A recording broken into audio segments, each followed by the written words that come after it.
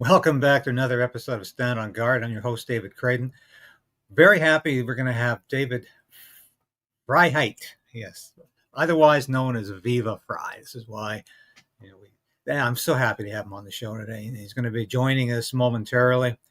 It is an issue that we need to discuss. And when we come back, why are we talking about misinformation and disinformation at parliamentary committees? So we are in a very precarious position in this country. We need political change, but we also need to resolve to resist.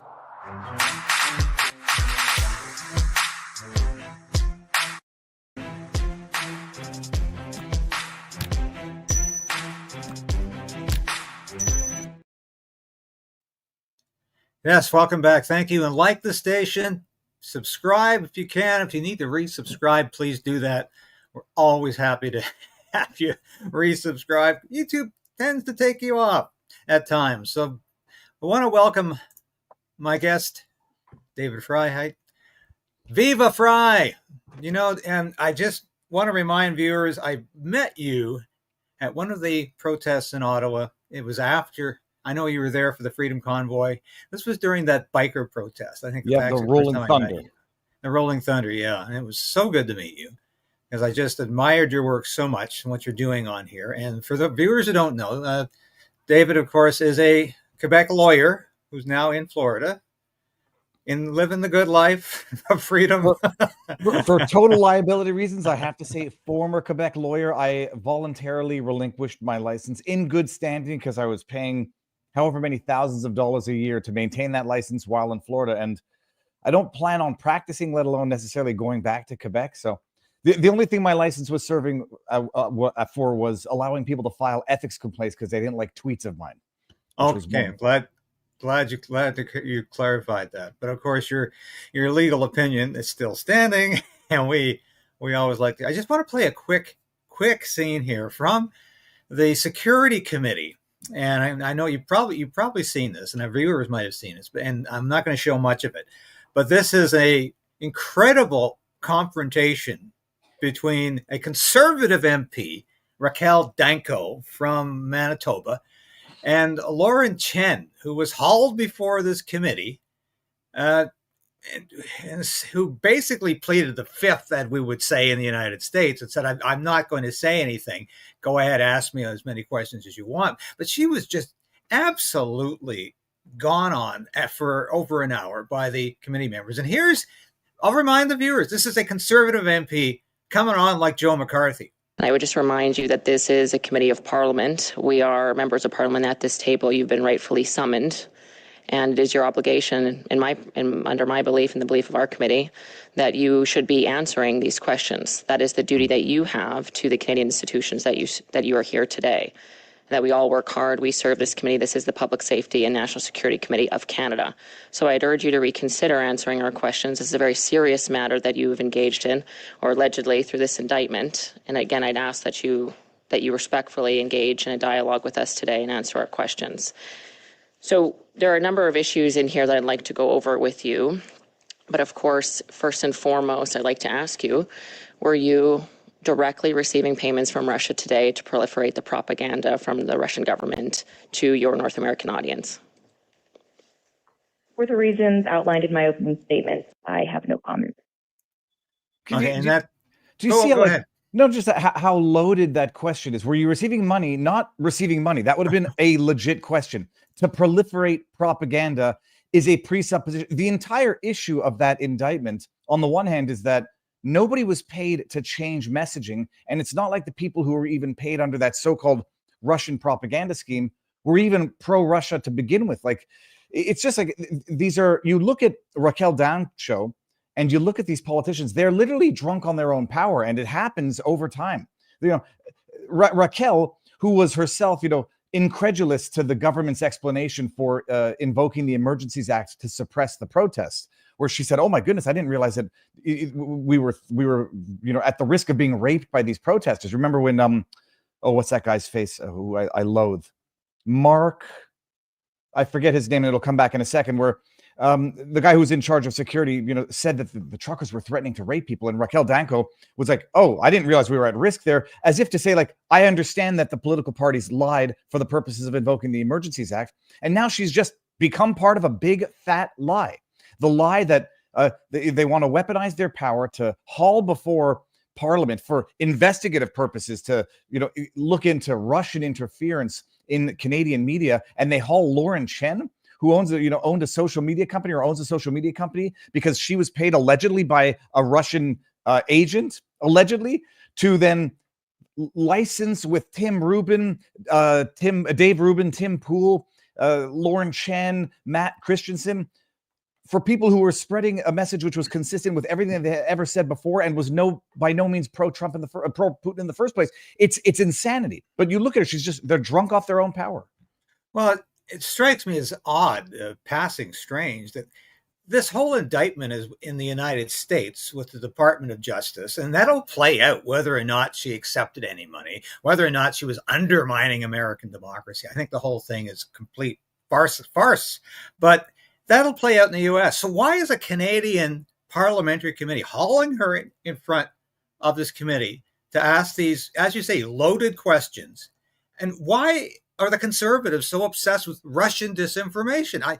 I thought we were supposed to be looking into Chinese foreign interference, but now, of course, Trudeau's got people sidetracked in India, and now he's got the Conservatives talking like Joe McCarthy in front of these committees, thinking, let's get the truth out of you. What are the Conservatives being hijacked here?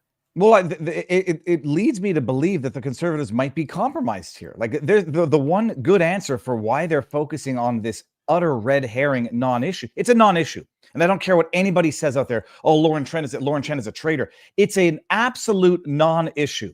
Even if the allegation is somewhat true, they received $10 million to finance a social media company and licensed out independent commentators whose messaging was not dictated one way or the other. Even if it's true, it's a non-issue.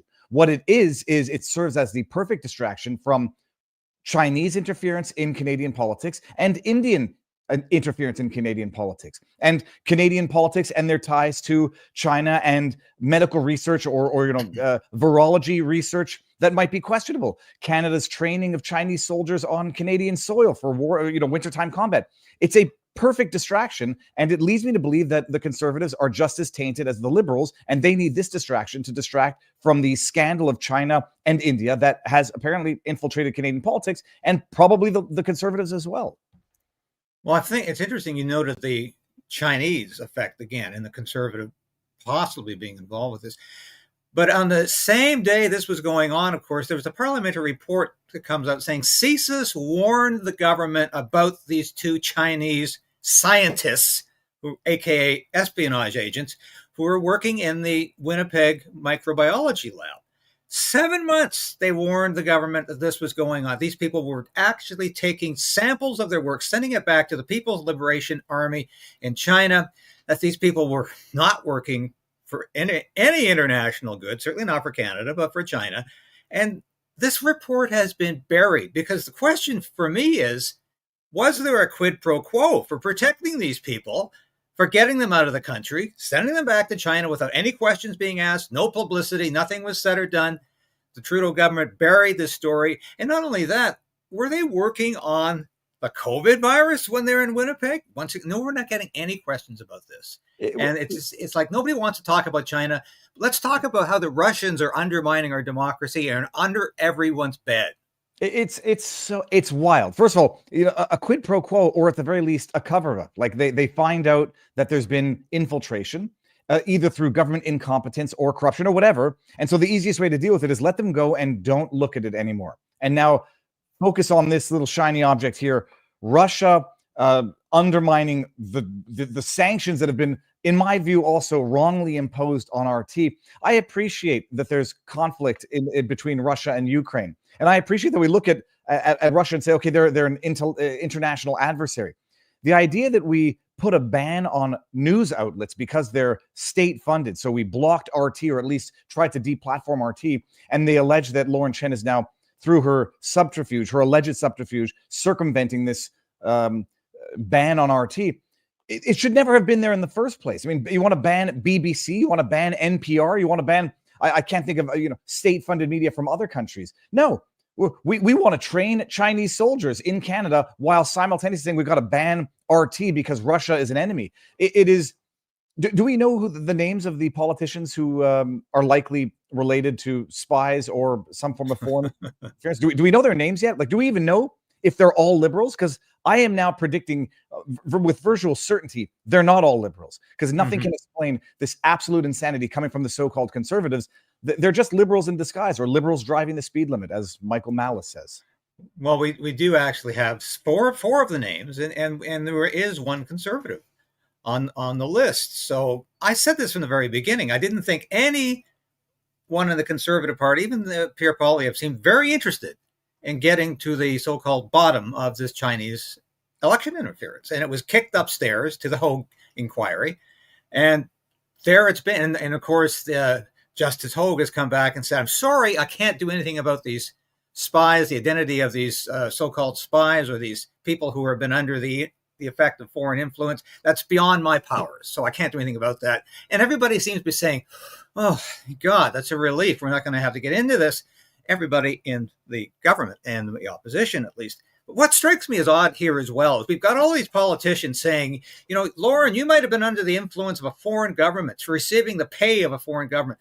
What about these journalists in Canada who are under the influence of a domestic government, namely the Trudeau government? They're receiving subsidies from the Trudeau government. Can they be trusted to report the news if they're being given money by the Trudeau government to do that? It's the iron law of woke projection that, they look at Lauren Chen. By the way, can we also just highlight one thing?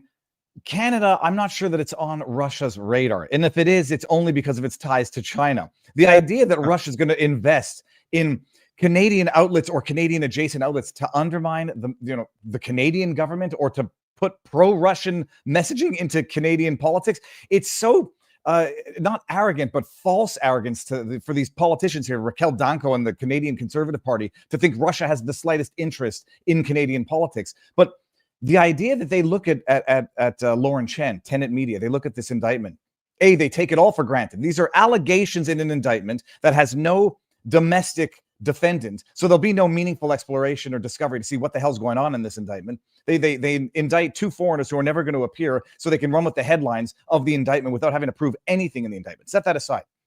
They look at Tennessee and say they're trying to influence Canadian politics because they're they're pushing the message of a state-funded media. You're right. The idea that they think you need to be paid to support the government is exactly what they operate by, because they're paid to support the current Canadian government. So all of these state-funded media outlets promoting this, what I think is a big fat lie, but I might be wrong, and it doesn't even matter if I am. All of them promoting this story right now are state-funded, who are financed by the liberal regime to push pro-liberal propaganda and to crush the conservatives when necessary. But that's why they see it in others, because that's how they view the world, because that's how they operate. They are the state-funded media pushing Trudeau propaganda. Yeah, and that's I couldn't agree more.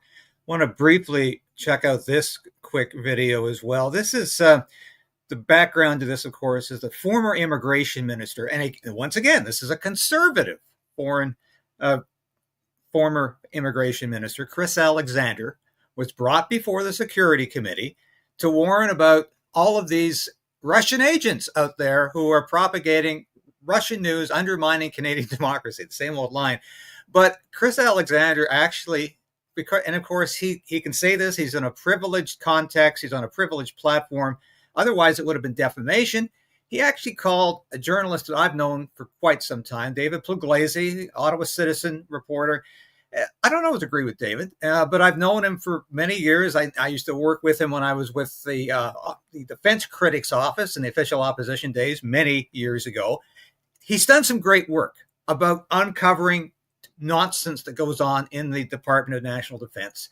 And I've always thought, he's a reporter who just doesn't believe politicians, which is, I think, what reporters should be. Don't trust politicians.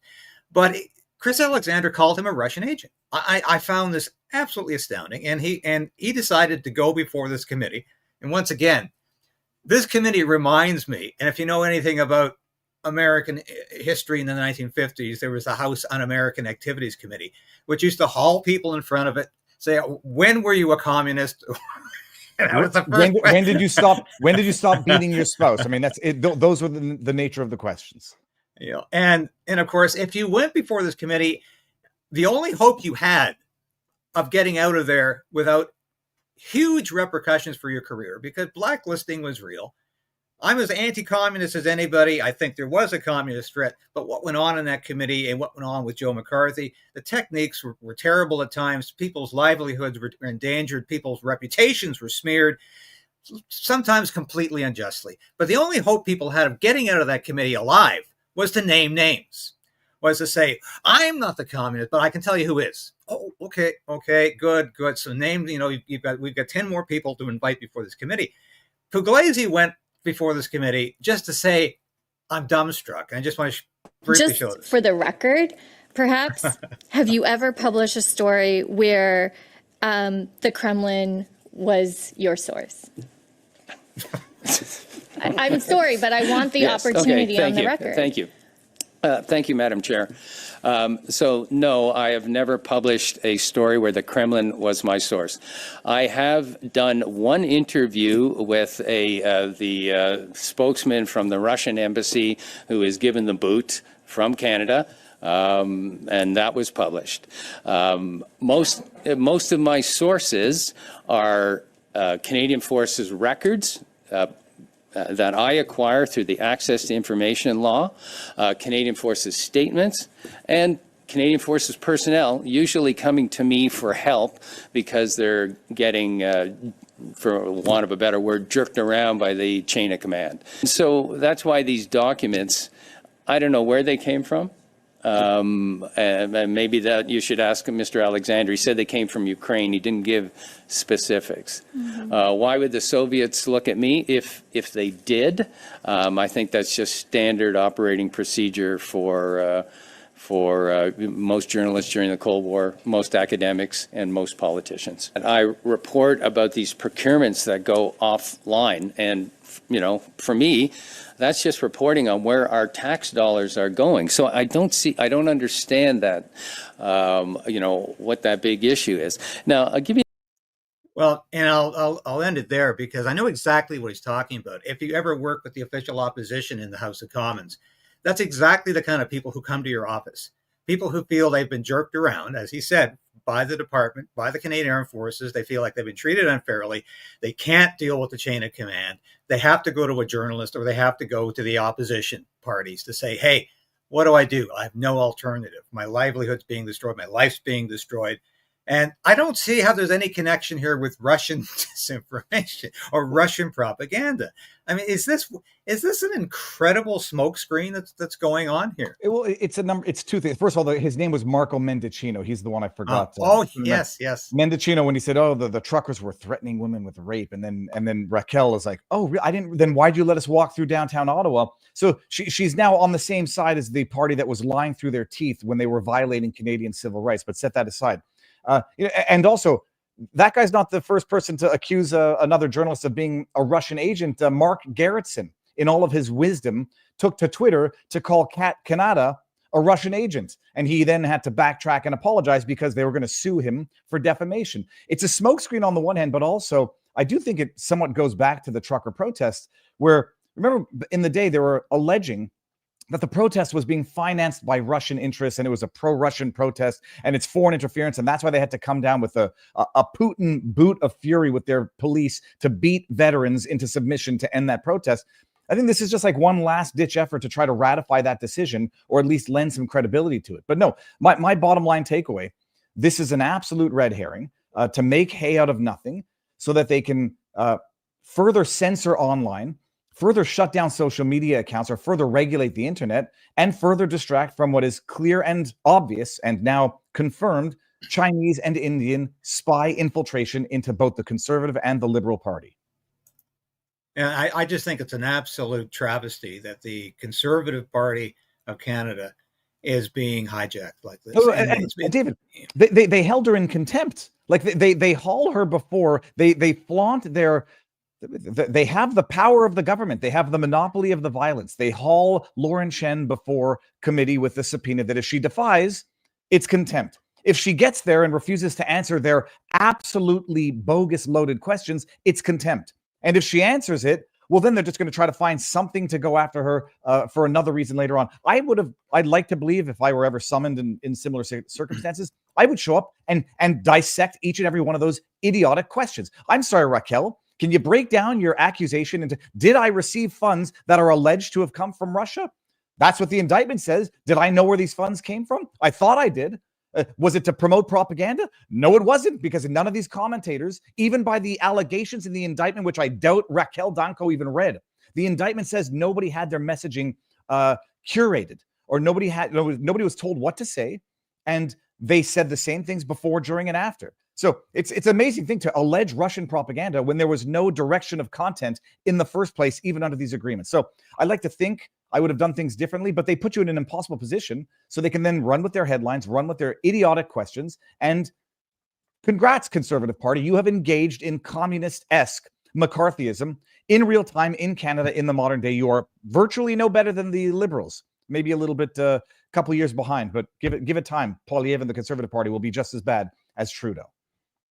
Well, I think at the bottom of all this, of course, is an insistence that we support the Liberal government's policy on Ukraine, which was to continue to dispense tens of billions of dollars, continue and support this war till the end, keep the armaments manufacturers humming, keep the money flowing. And Poilievre has been in lockstep with Trudeau on this from day one. I think that's a mistake for Poilievre to do that, because the grassroots of the party, clearly, from what I've seen, are not supporting an endless war in Ukraine. They want this war to end. Thank God, and I think this is our segue, thank God Donald Trump was reelected to the White House a week ago today. So I think no matter what Trudeau and Poilievre want for Ukraine, Donald Trump wants something else. He wants peace, and he wants an end to foreign wars. I don't want to segue just yet, because I don't want to let Poilievre off the hook just yet. But okay, go ahead. Any leader of a nation or of a so-called opposition party that is chanting glory to another nation, I'm sorry, that strikes me as being somewhat disloyal to your country.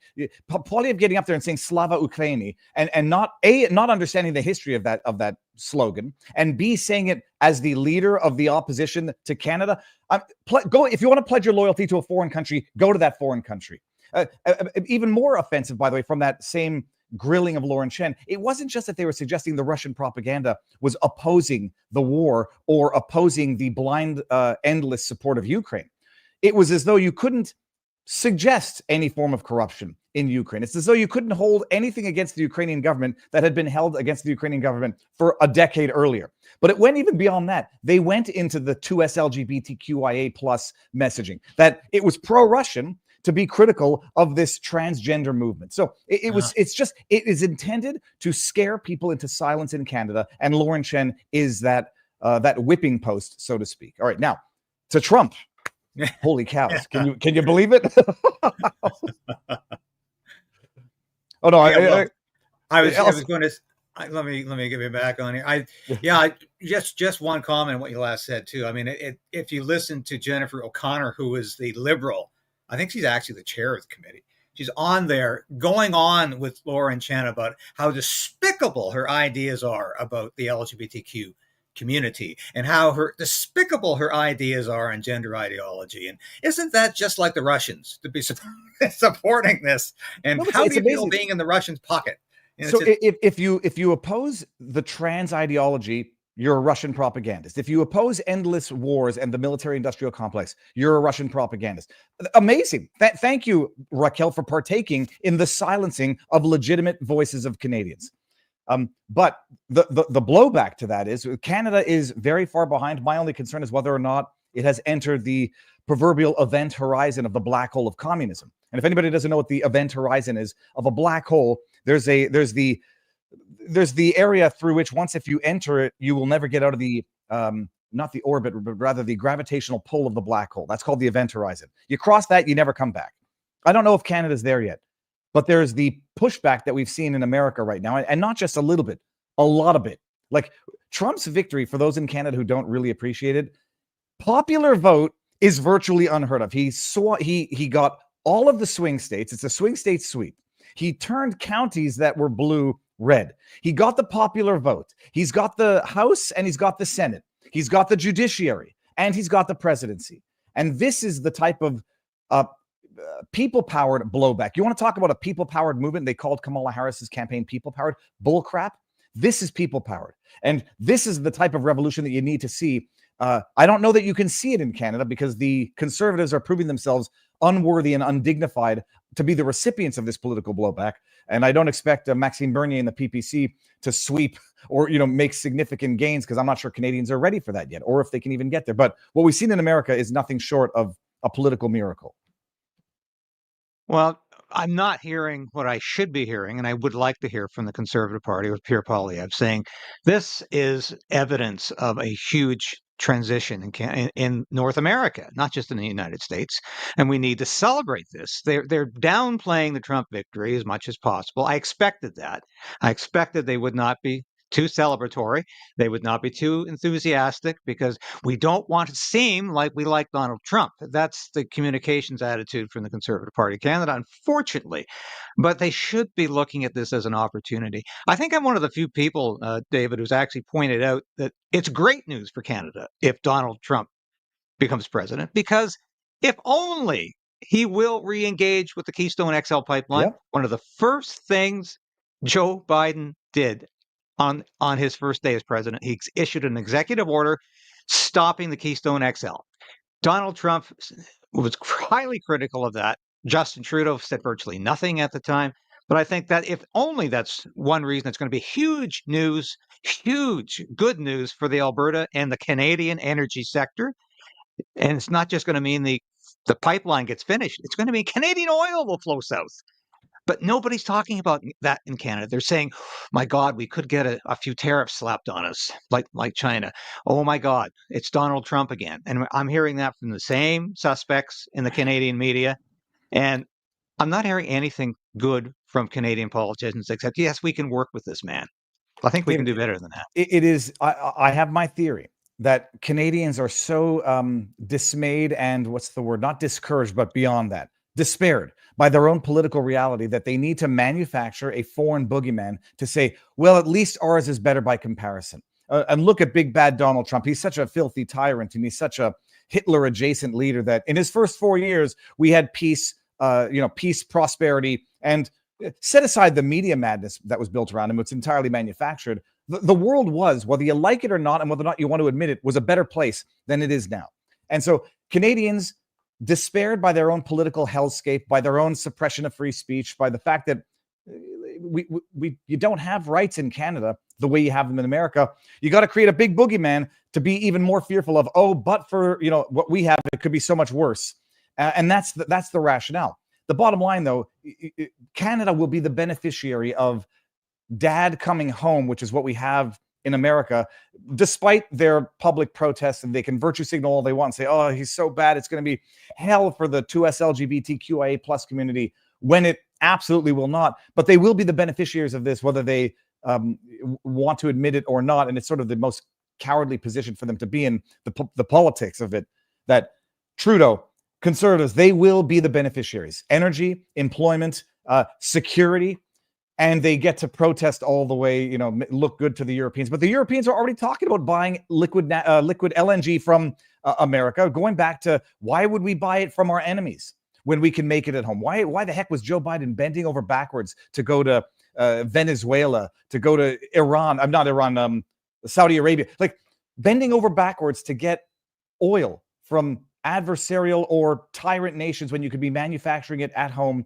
creating jobs, doing it environmentally friendly, and creating national energy independence, which is what they should be doing, which is what Canada should be doing. So yeah, Canada's going to be the beneficiary of a lot of good things, whether they like it or not. And do you think inevitably we're going to hear Pierre Poilievre, maybe within 6 months or a year, say that this is a great thing for Canada because Donald Trump represents I think a new birth of freedom. We haven't seen this. You correctly pointed out, he didn't just win the Electoral College. He won the popular vote. They've won the Congress. They've increased their They're leading the Senate. They've won the Senate. They have the judiciary. Yes, they've got the whole ball of wax. And Americans really are happy about this. And we're not seeing this horrible revolt, this horrible backlash that some in the Democratic Party wanted to see. I hope Pierre Poilievre can just relax and say, "Hey, a great moment in history has happened here." I'll tell you, I can predict what Pierre Poilievre is going to do because past his prologue. He didn't support the trucker protest until it became politically acceptable and politically popular to do so. Then he did. And then when it became politically risky to continue doing so after that Rouleau Commission, he sort of shifted his support. Oh, I wasn't supporting the trucker protest. I was supporting the inflation protest. So what Poilievre is going to do, he's going to wait until Canada starts becoming the beneficiary of the fruits of a Trump presidency, when people aren't, being rounded up in trains like everybody's fear-mongering. And then he's going to say, yeah, look at this. It's a good thing. And, now I'm on the side of the people. I'm a populist again. He's going to wait until he's got the political cover to do it, because that's what he does. He's a fair weather politician. And it's not the best. It's not a good type of politician to be, but at least it's predictable. And you know that he's susceptible to public opinion, but he will wait until the fruits of a Trump presidency start to bear and it becomes politically not profitable, but protected, to now come out and say, yeah, look at that. Congratulations. And we can work with you. But he's got to get there. And we've got to get through a transition period. And we've got to get through the backlash to the backlash, where people are going to realize, oh yeah, we've been exaggerating about everything. Trump presidency is actually good for the world now, and he hasn't even taken office. Then Poilievre is going to jump on board and say, I was always on this side. Well, I'll get you out of here in this one, David. Justin Trudeau, I don't know how much longer he has. We've been debating this now for the last 4 months. Can he survive as Liberal leader? Not for much longer, obviously. Will he survive until the next election? I don't know. We might have a next election before October. But I guess one thing we do know now, if Donald Trump becomes president on January 20th, Justin Trudeau doesn't matter anymore in terms of foreign policy. Justin Trudeau can talk about staying with Ukraine until the end of time, keeping the war going. Justin Trudeau can talk about putting caps on Canadian energy. Justin Trudeau can talk about a lot of things, but he's essentially lost control of this because Donald Trump is now will be the president of the United States. We had a vacuum in the presidency for the last 4 years. We had advisors running the government. We had a president who was not there. This president's very much there. This president knows what he wants. He has a clear agenda, and every day he's out there in social media talking about what he wants to do.